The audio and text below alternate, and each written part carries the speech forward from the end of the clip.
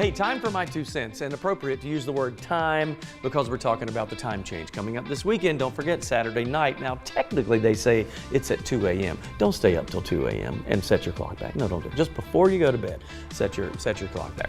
So much argument and discussion every year, twice a year when we do this. We always have to talk about it on television. People love it, people hate it.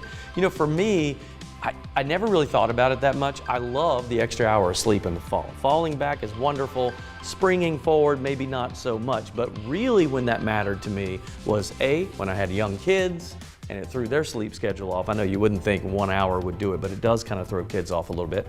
And then B is when I used to work the early morning shift. I valued every second of sleep and I hated the spring forward. But overall, I don't think it matters. To me, it really doesn't matter at all. In fact, sometimes the meaning of why we do it has gotten lost over the years, and there are some states that don't honor it and others that do. Now that, I don't understand how that works from a business standpoint. But the bottom line for me is, it really doesn't mean a lot unless you have those things, those restrictions that I just talked about.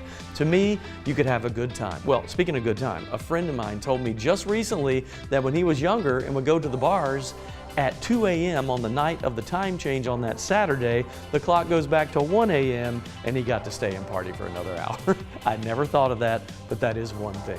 I will just say this, you know what I do with that 1 hour every year? The most important thing to get that extra hour in fall? Sleep. So good night, my friends. That's just my 2 cents, and that's your 4 to 5. WFMY News 2 at 5 starts now.